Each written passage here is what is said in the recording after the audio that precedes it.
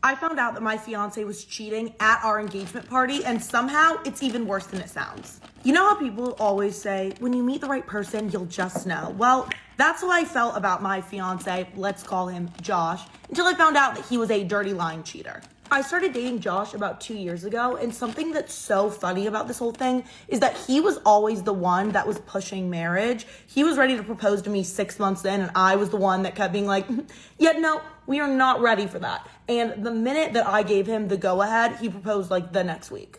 Josh started to act shady right before he proposed. He changed his password to his computer, his phone, his iPad, which we always shared those things, but I didn't think this was weird because he was about to propose. So, of course, he was trying to keep a secret.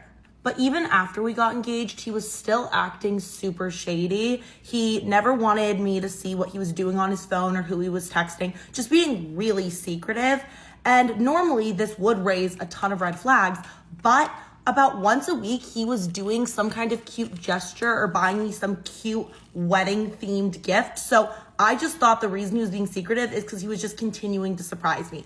Little did I know, he was doing these surprises as a way to make himself not seem shady. Okay, so a few days ago, it was actually our engagement party, and my childhood best friend and maid of honor, let's call her Jade, helped me plan the entire thing. So the entire night, I'm just buzzing around, saying hi to everybody. And at some point, I realized it's almost time for Josh and us to give a toast and thank everyone for coming. So the first person I look around for is Jade, because I knew we had some champagne in the back, and I was gonna ask her to help me go bring it out, but I can't find her anywhere, which, you know, I just assumed that she was busy doing something else because she was doing like a million things that night. And next I look around for Josh, and he's also nowhere to be found, which made absolutely no sense because that man had absolutely no responsibilities at this engagement party other than just attending, just being there. And so far he was not doing that one job very well, considering I looked everywhere for him and could not find him. Eventually I find Josh's mom, and I'm like, hey, by any chance, do you know where your son is? Because I can't find him. And she was like, oh, yeah, I mean, about 15 minutes ago, I saw him going upstairs, but I'd assume he would be back by now. The engagement party was being thrown at Josh's childhood home. So upstairs, there was an extra bathroom and him and his siblings' childhood bedrooms. So my thought was that he just went upstairs to get away from the crowd for a little bit. Immediately when I get to the top of the stairs, I hear some like hushed whispers and giggling coming from the bathroom. And I know those voices anywhere. It's Jade and Josh. And I was like, wait, what are they doing in a closed bathroom together? I don't like it. And I also know that this bathroom door doesn't have a lock on it. So my immediate reaction is just to go and open the door on the two of them. And when I open the door, I see that Josh and Jade are standing super close. Their faces like right next to each other, and his hand is on her waist. And immediately when they see me, they freeze. Josh jumps away from her, and then we're just kind of staring at each other for about like 5-6 seconds with nobody saying a single word. Then Jade starts like nervous laughing. She was like, oh my gosh, you totally scared me. You need to be careful because we're planning a surprise for you and you almost ruined it. No, something was not right about that. And in that moment, I had to decide how I wanted to react. I knew that all of our friends and family were downstairs, and to be honest, I had a feeling that something was off, but no definite proof. So I decided that I wasn't gonna get into this right now. I looked at Josh and I said, we need to make a speech and thank everyone for coming. Can you be downstairs in 30 seconds? And he was like, yeah. And I just turned and walked off. So we get downstairs and we make a joint speech thanking everybody for coming to celebrate our love. Disgusting. After we gave our speech, I waited until everyone was distracted and I left because I knew that I needed to figure out what was going on, and I need to do it when Josh was at home and he was distracted by other things. So I get home and I know that the thing that's gonna have every single answer that I want is gonna be Josh's iPad. But again, he changed all the passwords when he started acting shady, so I didn't know how to get in. But luckily, Josh never really been the sharpest tool in the shed. You think that if he was trying to hide something on his iPad, he'd make the password something I would never figure out. But yeah, once I started trying different combinations, he used his birthday. I was gonna figure that one out. So immediately I open the messages on his iPad and I type in my best friend's name and no contact pops up. And I know exactly what that means because I know for a fact that my fiance had my best friend's number. So I type in just her phone number, and there it is. A contact did pop up. A man's name, Steve. Yeah, he changed her name in his phone. And there's only one reason that a man would do that. And when I started scrolling, I saw months and months of text messages between the two of them talking about when they were gonna meet up, saying they loved each other. She was asking when he was finally gonna leave me, and he said, let's just wait until after the engagement party because I want the gifts. That's messed up. I didn't realize he was that bad of a person. I left the iPad on the bed with the messages up so that when he got home, he would see exactly what I saw. I packed a bag and I left. I called my mom and I said, Mom, I'm gonna need you to get home because something really bad just happened. And Jade and Josh have been calling me nonstop the last few days, but I haven't answered either of their calls. I know I'm gonna have to talk to them eventually, but I don't even know how I'm gonna address this issue with either of them. And there's absolutely no way that I'm not getting revenge. So let me know if you want an update.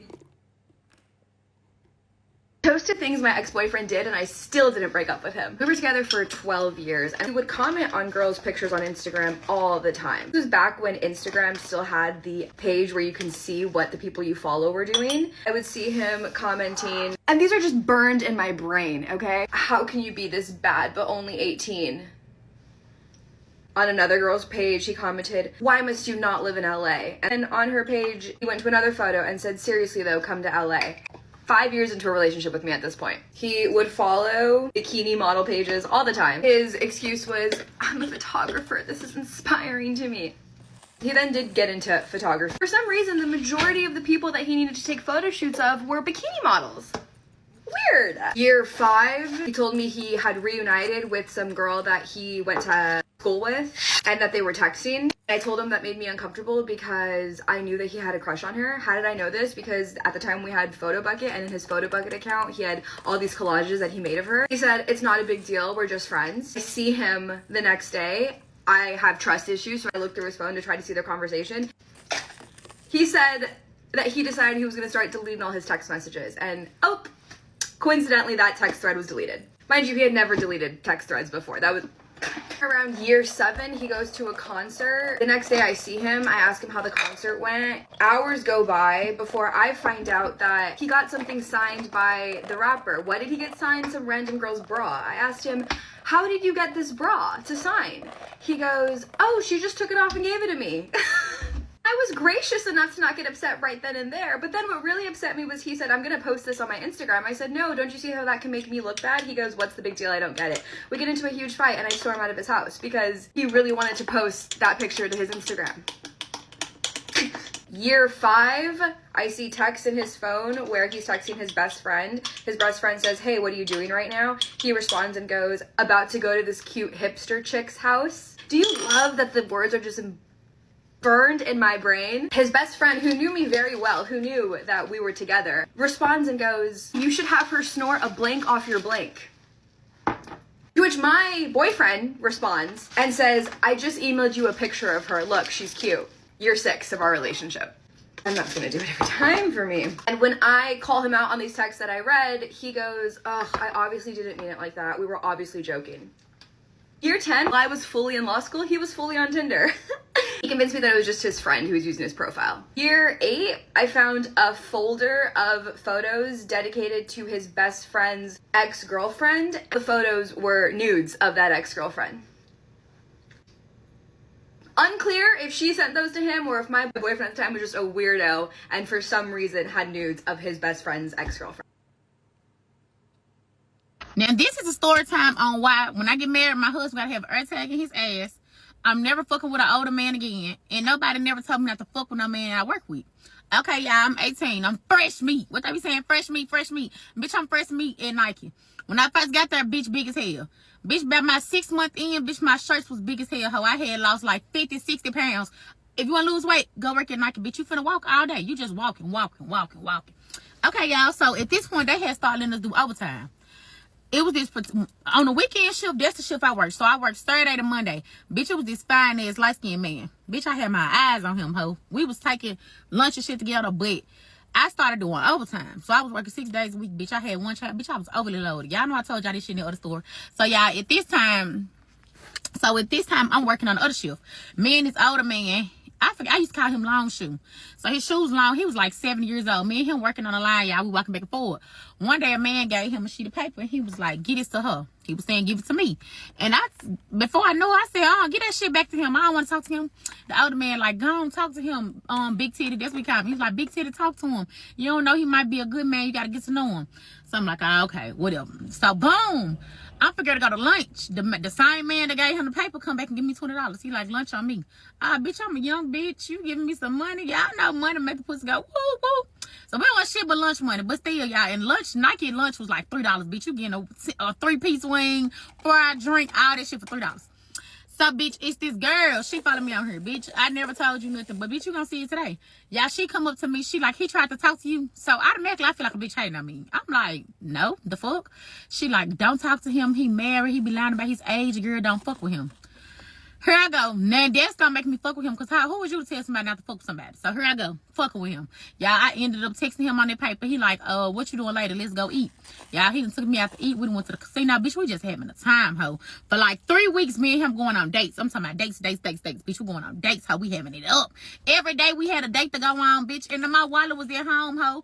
I was a temp. I worked through a deco. He was black badge. So, bitch, you know, he overly loaded, ho. We going on a date every day. So, y'all, we finally get to the part where we freaking. Y'all, the sex was 20 seconds. I promise to God. This man got a wee-wee as a size as this. I thought I had some. Bitch, I wish TikTok wasn't so strict. I'll show y'all. The penis is right here.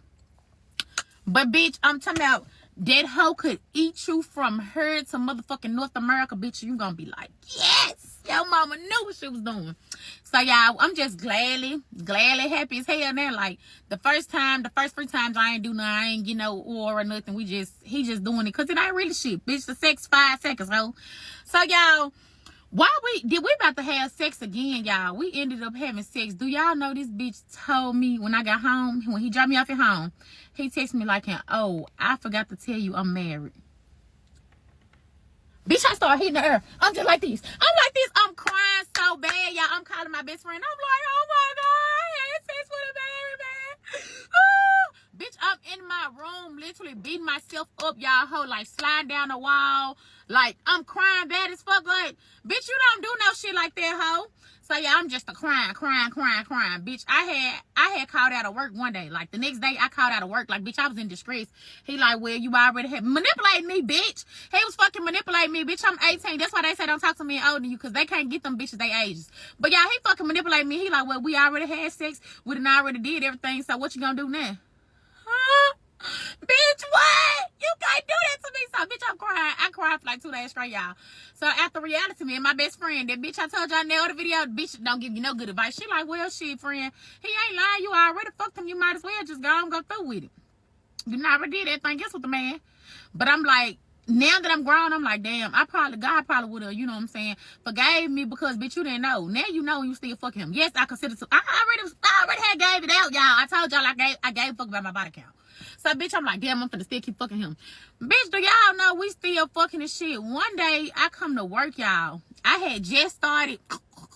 Bitch, but when I did it this particular time, I told y'all this shit was this little. So, bitch, when we doing it, I'm like this.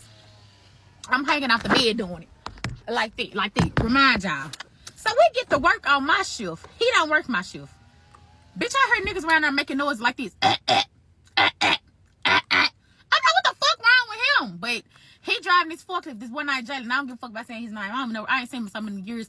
Bitch, he driving his forklift, but he hanging his head out there talking like he doing little shit like that. So my boy best friend at the time at the job, I'm like, what the fuck they talking about? He like, bro, they say it's a video of you on camera going ham. I'm like, on camera. Bitch, I'm crying again because, bitch, I don't play like that. What the fuck? And then this man old as fuck, y'all. He was like 40-something, bitch. He running around there showing people me sucking that little ass thumb. So, y'all, I'm like, okay, I'm finna show this hoe. So I texted hoe. I said, bitch, you're finna lose your job. I'm finna go to HR. Y'all, he don't work that shift. He don't even work overtime. That's how much money the hoe had. He didn't have to work overtime. Bitch, that hoe ended up coming up there giving me $1,000 in front of everybody. Bitch, that's really not enough. So guess what I did? I linked with that hoe again. And I made sure I took a picture of that wee-wee. When I got to work the next day, bitch, I was showing everybody that little ass dick. Bitch, who you think you is, hoe? It wasn't nothing to suck on. Little stinking ass. So So that's why my husband got to get the earth taking his ass. And let me tell y'all something before y'all get out here doing all that extra woo-woo. Bitch, I already got my karma for doing this shit. Don't come on here with that shit, bitch. I'm 25. I was 18 then now. Bitch, I wouldn't dare fuck with nobody man, ho. I don't want nothing nobody got, bitch. Unless it's a bachelor's degree or something. Bitch, you overly loaded something, ho. I don't want nothing nobody got. Actually, thank you.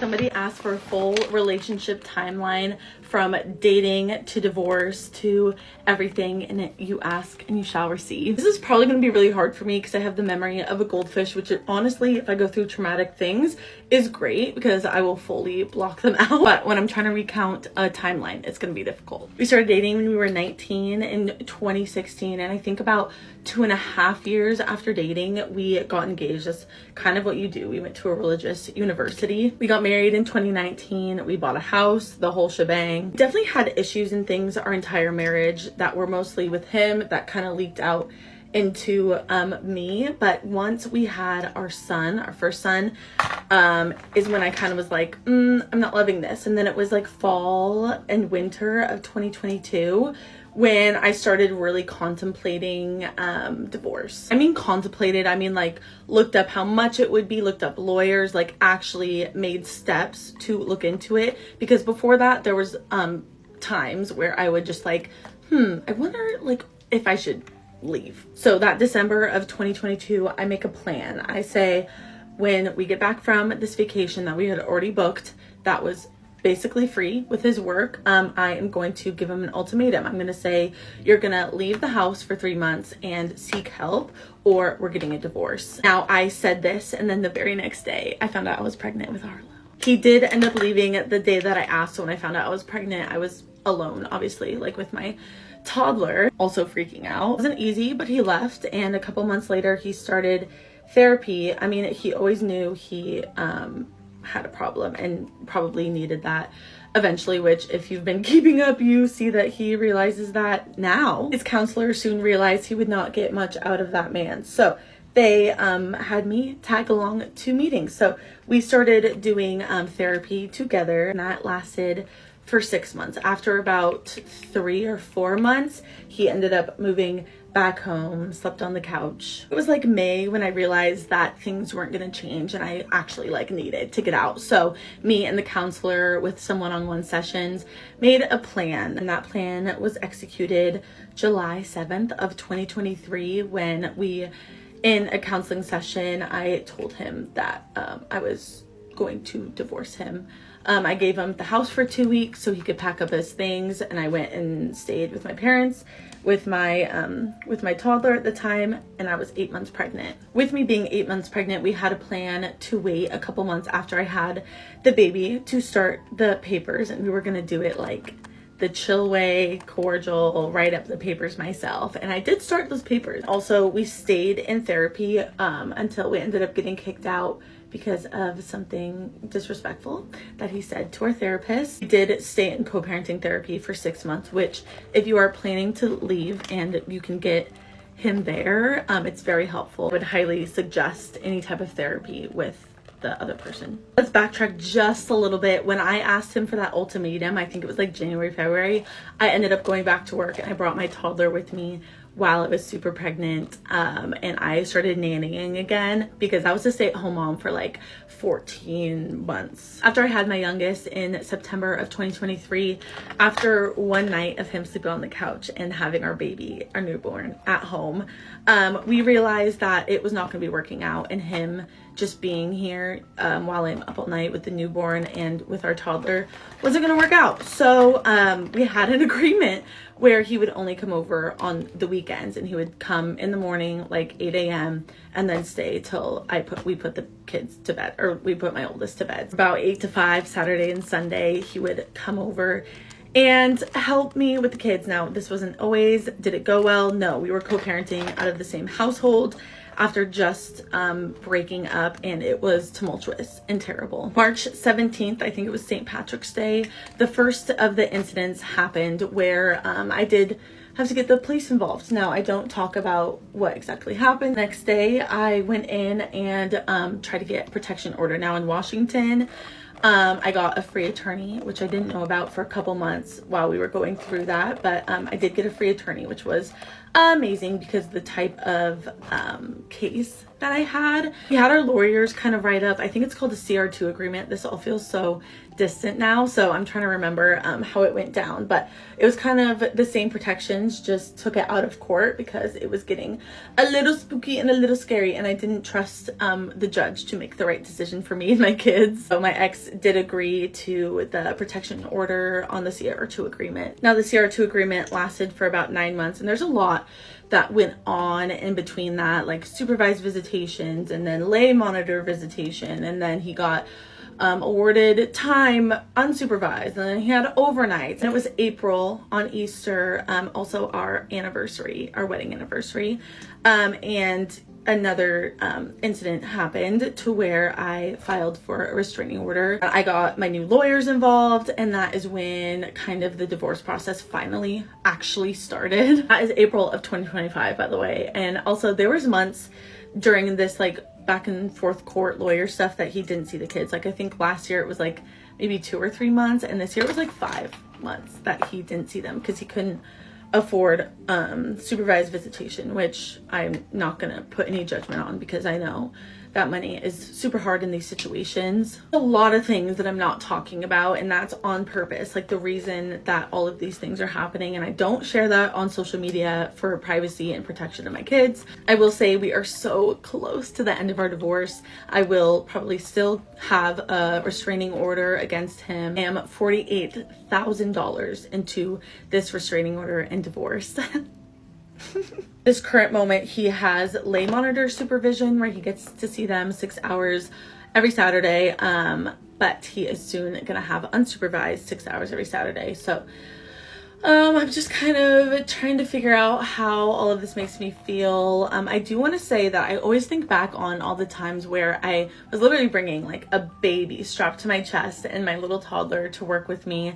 I was cleaning the office and like stocking it at my old job, and you guys actually literally and fully changed my life. You fully have helped me pay for my lawyers. That $48,000 came straight from my pockets, from you guys, straight to my lawyers. So you guys helped me out of a bad situation, and I can never repay you or thank you enough, like genuinely, and you've changed my life. So I just want to say thank you, and over again, and I like there's no words to even describe how grateful I am.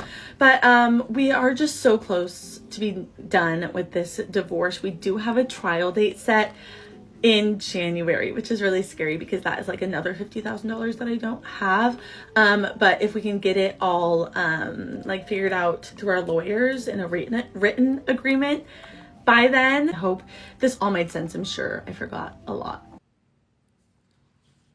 Long story short, I was involved in a domestic family situation, and when I say domestic, I mean it towards me, and I had to relocate, get law enforcement and the court involved to keep myself safe. I'm trying to not make this super confusing for you guys, and unfortunately I have to keep a lot of details private, but this entire domestic situation happened from, or was stemmed from, this person's substance abuse, and I've had to deal with the repercussions of this person and their substance abuse for a long time. The mean words, the harassment, the control, the holding things over my head for a long time. This was a person I trusted, I was very close to, and gave all of my information to, and unfortunately all of that backfired on me a couple of weeks ago.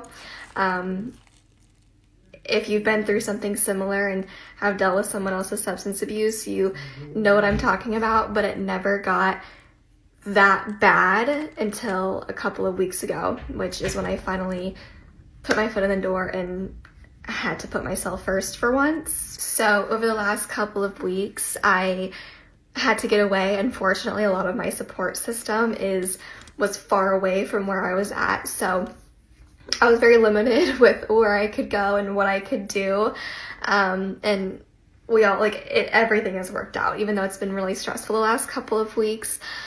But I had my vehicle, which you guys had seen in a lot of my TikToks, and it was a gift to me from this person that was taken away from me.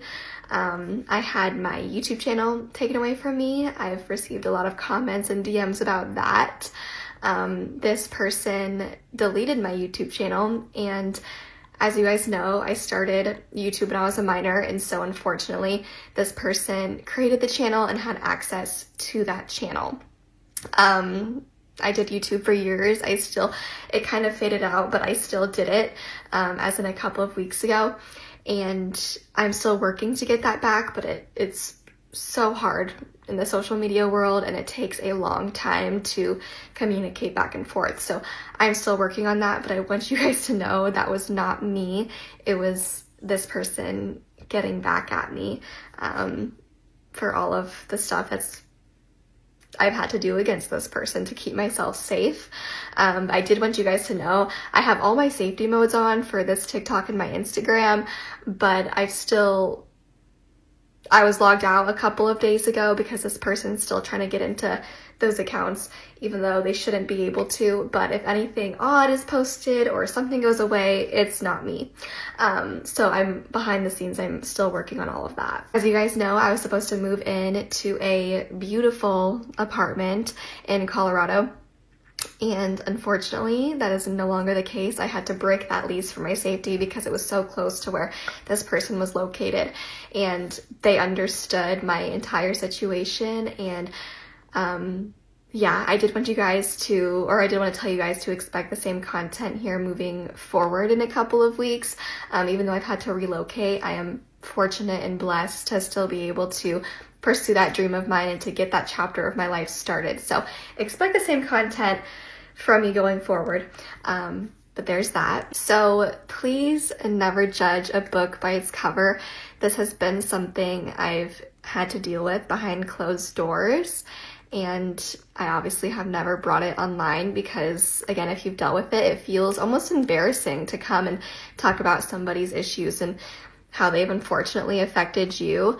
It's not embarrassing, but it feels like that, you know what I mean? And so if you're going through something similar, you are not alone. And although I'm having to deal with the few stressful situations right now, the person who's doing all of this to me is going to have to live with the guilt forever, and I won't, because I'm making it through the things they did to me. So that's what's helping me get through this.